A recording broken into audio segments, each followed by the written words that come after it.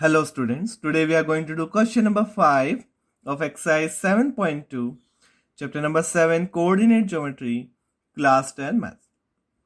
Find the ratio in which the line segment joining A 1 minus 5 and B minus 4 5 is divided by x-axis. तो बना लेते हैं. 2 point है हमारे पास. A minus 1 6, A है -1 5 -1 and -5 1 and -5 और B की वैल्यू है -4 और 5 is divided by x axis. इसे अब x एक्सिस डिवाइड कर रही है.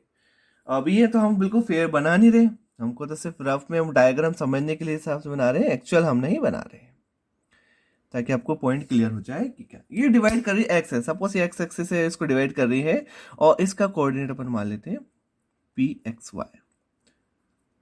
ये इसको डिवाइड कर रही है डिवाइडेड बाय x एक्सिस. तो हमें निकालना है ratio. Find the ratio. Also find the coordinate of the point of division. और डिवीजन का ये भी निकालना है, pxy भी निकालना है, किस पॉइंट पे डिवाइड हो कर रही है. तो रेशियो निकालने की बोला है तो m1 ले लेते हैं और ये m2. हाँ, एंड वी नो अगर x एक्सिस पे डिवाइड कर रही है is divided by x axis, तो x एक्सिस पे y का कोऑर्डिनेट कैसा होता है 0. अब ये देखो एक्सिस बनाते हैं हम, तो एक्सिस बनाते हैं तो ये x एक्सिस पे जैसे मान लो ये 3 है, यहाँ से डिस्टेंस 3 है तो 3 0, तो y का कोऑर्डिनेट कितना होता है यहाँ पे 0 होता है. x एक्सिस पे y का कोऑर्डिनेट 0 और y एक्सिस पर x का कोऑर्डिनेट क्या होता है 0 होता है. ये हमको मालूम होना चाहिए तो ही हम सॉल्यूशन निकाल पाएंगे. नहीं तो हमारे पास देखिए 1 2 और 3 और 4 वेरिएबल हो जाएंगे. इस कारण से 1 और 2 को तो हम एक कर लेंगे, तो एक वेरिएबल हो गया. केस टू 1 बनाएंगे तो ये एक वेरिएबल हो जाएगा, ये 2 वेरिएबल, ये 3 वेरिएबल, तो 3 वेरिएबल हो जाएंगे. तो इसलिए फिर नहीं कर पाएंगे, इसलिए हमें क्या कर, ये कंडीशन इसलिए हमें गिवन है डिवाइडेड बाय x एक्सिस, और x एक्सिस पे y का कोऑर्डिनेट कितना होगा 0 हो जाएगा. y का कोऑर्डिनेट ये y कितना हो जाएगा हमारा 0. तो कोऑर्डिनेट क्या हो जाएंगे इसके, तो अभी लिख देते हैं कोऑर्डिनेट क्या हो जाएंगे pxy. एक्चुअली क्या हो जाएंगे, ये हो जाएगा x, तो ऐसे रहेगा, x को कुछ और मान लो a मान लेते हैं कि x का कोऑर्डिनेट तो रहेगा और y का कोऑर्डिनेट कितना हो जाएगा 0 हो जाएगा, तो PA0 कर देते हैं अपन. इससे क्या होगा, हम y कोऑर्डिनेट को कंपेयर करेंगे, जब सेक्शन फॉर्मूला लगाएंगे तो y कोऑर्डिनेट को कंपेयर करके हम वैल्यू निकालेंगे.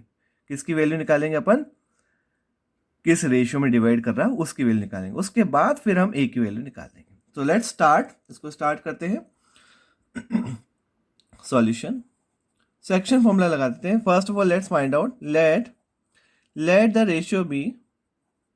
let the ratio of m1 is to m2 be k is to 1. तो रेशियो हमने क्या मान लिया, k is to 1 मान लिया. नाउ बाय सेक्शन, और ये भी लिख देते हैं अपन, and as it is, as the points are divided by x axis, divided by x axis से डिवाइड कर रहा है. एंड वी नो, और हम जानते हैं, and we know that on x axis पे y कोऑर्डिनेट कैसा होता है 0 होता है. y coordinate is 0, therefore pxy कितना हो जाएगा, जो pxy है वो हो जाएगा PA0. ये हमने पूरी स्टेप भी लिख दी कि कैसे आया है. नाउ अब हम करते हैं start. Section formula. By section formula, अब सेक्शन फॉर्मूला होता है, again you right, every time you right, so that आपको पूरा हमेशा के लिए याद हो जाएगा. pxy m1 x2 plus m2 x1 bye m1 plus m2, और फिर क्या है m1 y2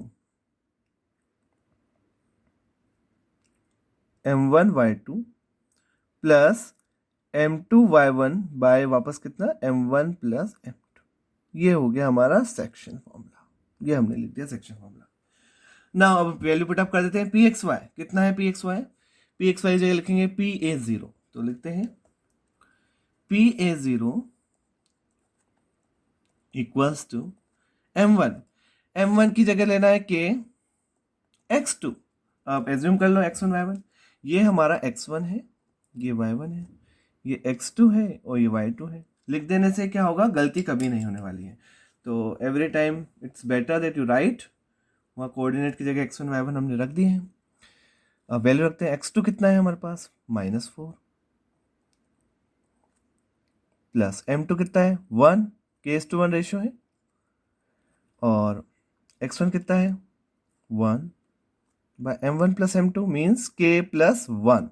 ये तो x का कोऑर्डिनेट हुआ। अब y का लेते हैं, m1 वापस k, y2 कितना है 5, m2 कितना है 1 और y1 कितना है -5, और नीचे क्या चल रहा है k प्लस 1। अब हम देखेंगे कि a से हम निकाल नहीं सकते, क्यों, क्योंकि ये a भी वेरिएबल है और x का कोऑर्डिनेट भी k के अंदर वेरिएबल है, तो दो वेरिएबल को हम नहीं निकाल सकते। तो हमें कौन सा कोऑर्डिनेट कंपेयर करना पड़ेगा, y का। इसलिए ये दिए रखा था हमें कि जो डिवाइड कर रहा है वो x एक्सिस से डिवाइड कर रहा था, इसीलिए दे रखा था ताकि हम k की वैल्यू निकाल लें, और फिर k की वैल्यू आ जाएगी तो a की वैल्यू भी आ जाएगी।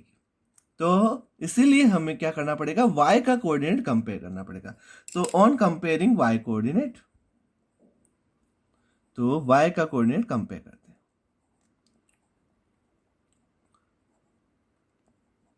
तो y का कोऑर्डिनेट कंपेयर करेंगे तो क्या आएगा, 0 इक्वल्स टू, क्या आया 0 इक्वल्स टू, 0 इक्वल्स टू, ये क्या हुआ 5k में -5 और नीचे कितना हुआ k प्लस 1।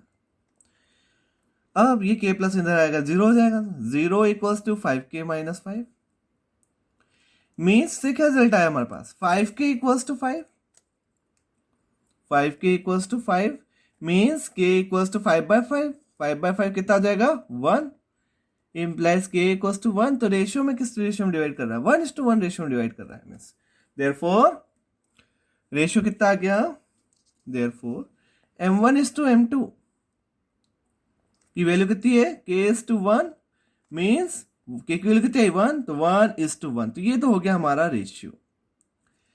फर्स्ट आंसर तो आ गया हमारे पास रेशियो। अब हमें क्या निकालना है, अब हमें निकालना है कि इसकी वैल्यू निकालनी है a की। तो हम अब x का कोऑर्डिनेट कंपेयर कर लेते हैं, क्योंकि हमारे पास k की वैल्यू आ चुकी है। तो अब a लिखते हैं ऑन कंपेयरिंग x कोऑर्डिनेट। तो कंपेयर करेंगे तो क्या होगा, a इक्वल्स टू, ये कितना है, k की वैल्यू कितनी है हमारे पास 1, 1 इंटू -4 -4, 1 प्लस 1 1 जब 1, k की वैल्यू कितनी है 1, 1 प्लस 1 कितना हो गया 2, यानी a की वैल्यू आ गई -4 प्लस 1 -3/2। तो a की वैल्यू भी आ गई। देयरफॉर वो कोऑर्डिनेट्स कौन से, हमें ये पूछा था आल्सो फाइंड, देखो क्वेश्चन में also find the coordinates of the point of division. तो कोऑर्डिनेट्स आ गए हमारे पास, p y तो कोऑर्डिनेट 0 है, a की वैल्यू हमारे पास आ चुकी है -3/2। तो हम लिख सकते हैं जो कोऑर्डिनेट है वो क्या आ गए हमारे पास, वो हम लिख सकते हैं। तो क्या कोऑर्डिनेट आ गया हमारे पास, p a की वैल्यू है -3/2 और y कितना है 0। तो ये हो गया हमारा सेकंड आंसर भी हो गया, -3/2 और 0। तो रेशियो क्या आ गया, केस 1:1 हो गया, मीन्स इसको 1:1 रेशियो में डिवाइड कर रही है लाइन x एक्सिस, और उसके कोऑर्डिनेट क्या है -3/2 और 0, मतलब -1.5 और 0 हो गए। So I hope you understood. Thank you so much for watching the video.